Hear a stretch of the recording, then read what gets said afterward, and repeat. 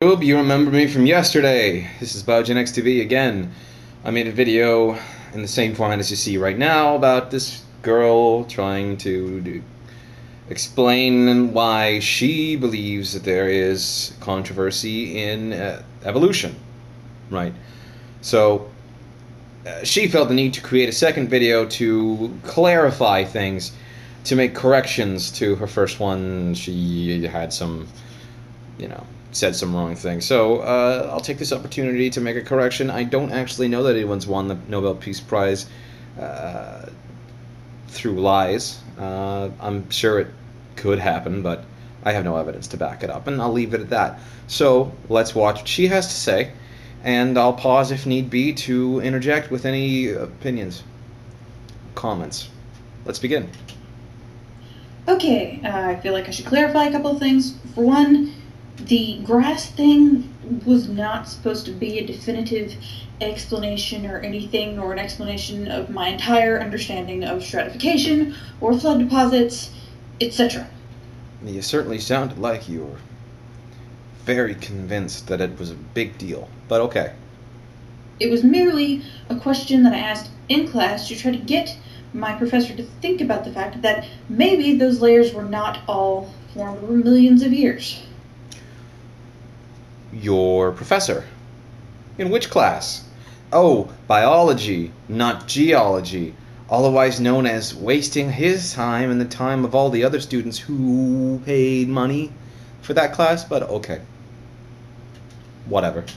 I admit it was not the most wonderfully structured question, nor the most scientifically accurate. I do understand that in both the evolutionary view of fossilization in time and in a global flood scenario, that it wouldn't just be lighter things on the top, heavier things on the bottom. I understand that. It depends on where things live, where they are, how they can move, how much they can get away, way that water sorts things. Put some mud and water in a jar, shake it up, let it settle. You get stratification. You get layers sorted by all kinds of factors. I don't claim to know all of them, but I do understand that size, weight, etc. is not the only factor by far. It is not. I'm sorry if what I said was misconstrued that way. I was merely conveying what had happened in class.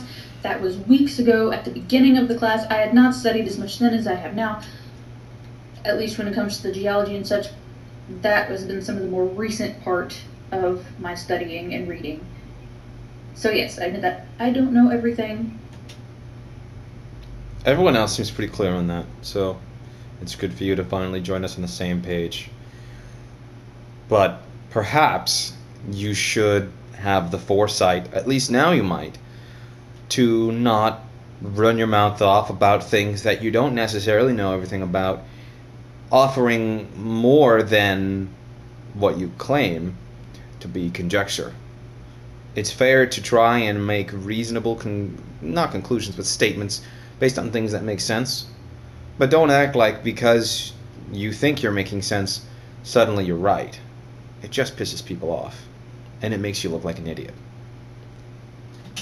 I would be the first to admit that. I am not perfect, neither is anyone else.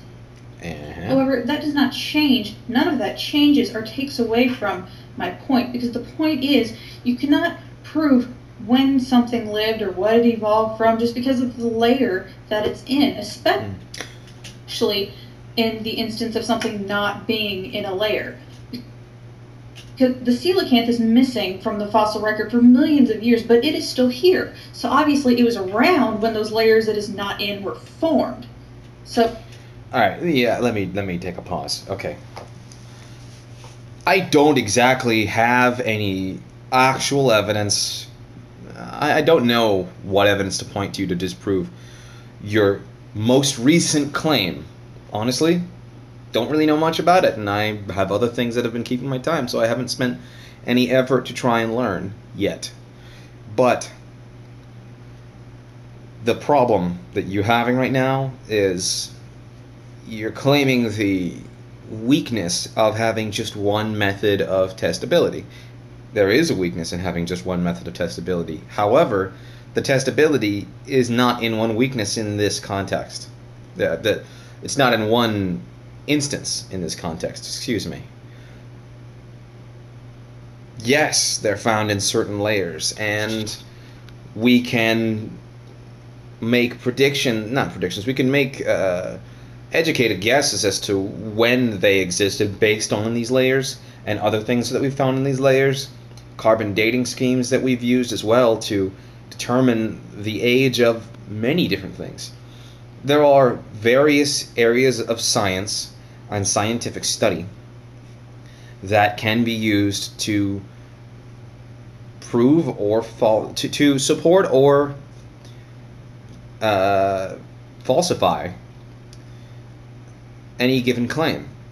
And when you have multiple scientific fields where experiments are being performed and things are being observed, and they tend to correlate with each other and are unbiased at the same time, generally speaking, it becomes something that you can pretty much say is true until something would come along to disprove it. That's the way it works. That's why we trust in gravity and basic principles of nature that we call laws. So yeah, if it was just where it existed in the, what layer, okay, I'd give you that. There's some area for speculation. But it's more than that, and you're completely ignoring that, which doesn't surprise me. You think you found your ace in the hole, but the problem is you're only looking through a spyglass. You need to take that shit off your face and open your eyes. Whatever. Continuing. Just because grass is not in the other layers does not mean it was not there. Not at all. Okay. If grass isn't in other layers, doesn't mean that it's not there? Well, let's consider for a moment how quickly grass grows, how expansive grass is, and how resilient grass is at growing in locations where it might otherwise be almost impossible. Grass is one tough little bitch. Grass doesn't give a fuck, it just grows, and it keeps growing as long as it can sustain itself, and it'll grow wherever it possibly can. So, yes, it's possible that we might find grass in a layer that we previously didn't, but we haven't yet. We overwhelmingly haven't, and by that I mean we've checked a lot, and it still hasn't come up. So when it comes up, we can say, oh, hey, look, they had grass. But until then, the evidence points to, oh, hey, they most likely didn't have grass, and that's going to be our story until we find other evidence that disproves it. That's science. What's your point, then? And of course, that is speaking from the point of view of long periods of time, which is what y'all think. That's not what I think. But still, even from the way that y'all think, that doesn't make sense. Even from the way that y'all think, okay, you're thinking as a creationist who believes in a young earth.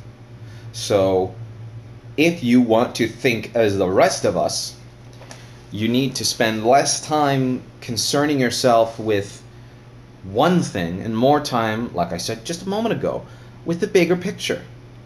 You can't just say, oh, well, I'm totally thinking like y'all, and, now I get it.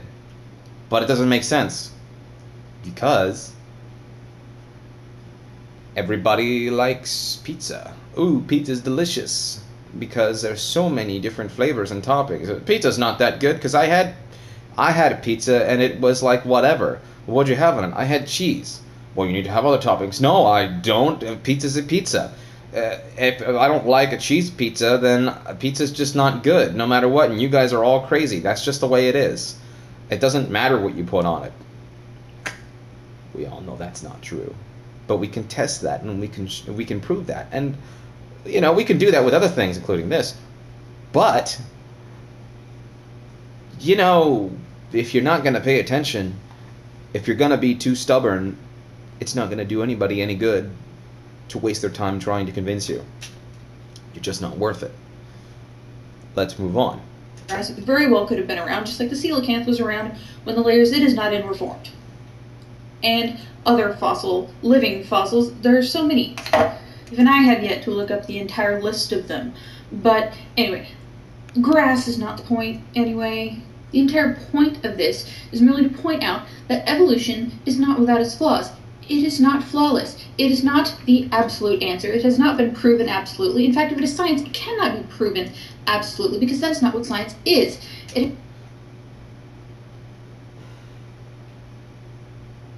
Is there a point to this? Is there a... Are you reaching some epiphany that makes any sense and matters at all? It really doesn't sound like it. Science can't prove it absolutely. No, it can't, because science doesn't deal in absolutes. Even gravity isn't absolute. Nothing in science is absolute, for the reason that the nature of science itself deems it to never be so. Because the moment we accept something as an absolute, we no longer find any reason to test it. We no longer find a reason to question it. We just accept it for what it is and never consider that we might not have the whole story and it might be different. That's not science anymore. That's religion. So, yes, science cannot prove beyond a shadow of a doubt, but science can prove that there's very little reason to doubt. And that's still me confused at what you're trying to say. Besides the obvious? It has to be open to being disproved. It has to be falsifiable, or it is not science. And it is. One other thing I wanted to point out. The fossilized trees, yeah, they didn't grow where they are buried. The roots are broken off, or they are floated up above where the base of the stump was, and there are some that are upside down. Trees do not grow upside down. It is definite evidence for a catastrophe. A worldwide flood is the only thing that could rip them up and bury them in that much sediment. Really? I think an asteroid might. I'm not saying that I really know one way or the other. I'm pretty sure it wasn't a flood. Or maybe it was a flood after an asteroid. But not a huge flood, a small flood. And only in certain areas. Not a worldwide flood, because that would be ridiculous. But there are plenty of things that can cause trees to do that. I'm pretty sure. I feel very confident about that statement. Because we've experienced a variety of natural disasters. What about a huge tornado? Nope. Maybe? Think about it. Plenty of stuff we have already does this sort of thing. So, yeah. I don't know, but your argument isn't very convincing. Because where I don't really put any holes and I ask just a bunch of questions, you ask a bunch of questions and then fill those holes with the Bible. With a 2,000-year-old textbook that doesn't make a lot of sense. Okay. Whatever. Clean enough to fossilize them. Or, something like Mount St. Helens, those trees that are sinking to the bottom. Yeah, that felt good.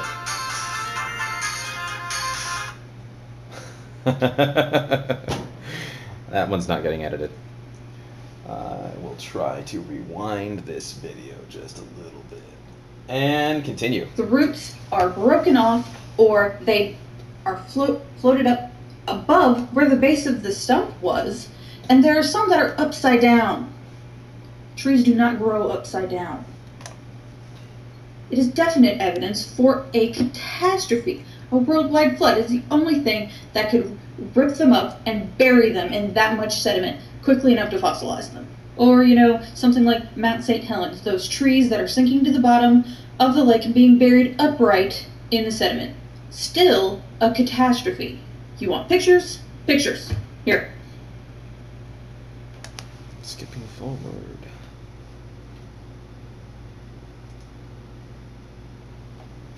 And of course, Ruby. Cool. I Yeah, can't good go source. without showing off my little fish here. Got him in the mail today. Isn't he cute? See, I do like science. I'm starting a fossil collection. Isn't he adorable? Cretaceous fish. He's so cute. I love science. Just fossils. I only believe he's about 4,500 years old and was buried in the flood, but it's still cool to me.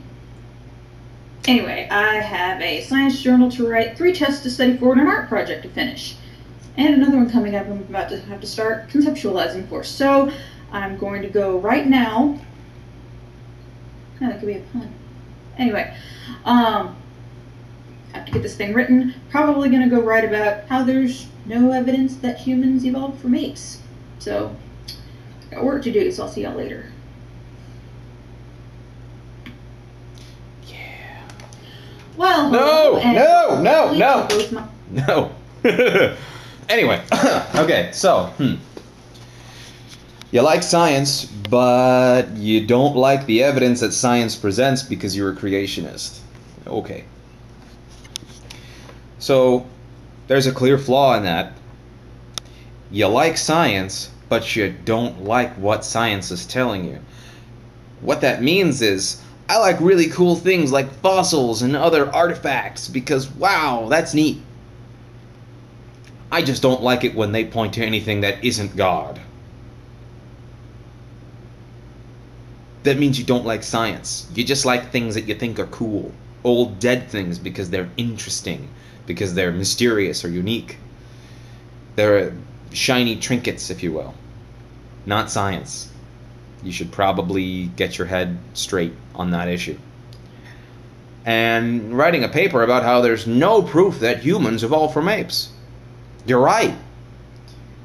There isn't enough proof that humans evolved from apes. But that's not the point anyway. We have common ancestry. So we both evolved from a similar species up the chain. And it split. Australopithecus.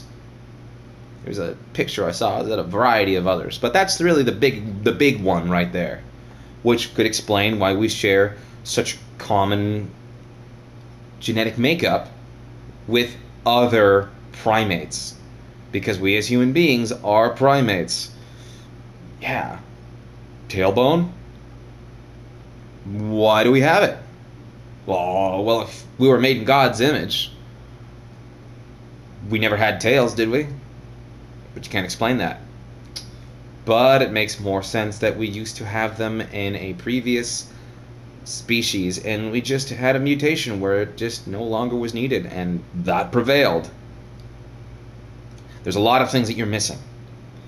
And these corrections really don't help you at all, because honestly, you've only admitted that you don't know everything, but then you show your ignorance right back again. So, I don't know everything, but I stand behind what I say because I made a really good point that you can't prove that I'm wrong, is really kind of what it sounded like. That may be a little over the top from what you've actually said. I'm not going to go back and try to re-listen to it. I've already seen it twice, so... yeah. No. Just no. You still got it wrong. Go take geology. Take it as an elective. Study geology, and then maybe you'll get a better idea. And for the sake of argument, study biology as if evolution exists. You can, within the recesses of your brain, continue to believe whatever you want. That it's false and not true, whatever. Evolution is a lie. Say it to yourself as much as you feel the necessity to secure yourself within your own religious beliefs. That's fine. But what you'll discover is that evolution makes more sense than any other answer that you can come up with. And if you think that I'm wrong, you go that length and you study it as it's known, and you think, oh, well, God still did it. Research. Find evidence. Write in a journal. Get it peer-reviewed. Publish it. Get your fucking Nobel Prize. Because if it's really out there and you're so sure of it, then by all means, please find it.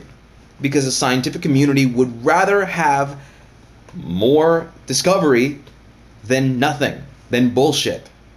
But until then, quit running your mouth like you know what's going on if you're just going to apologize for not. It's pointless.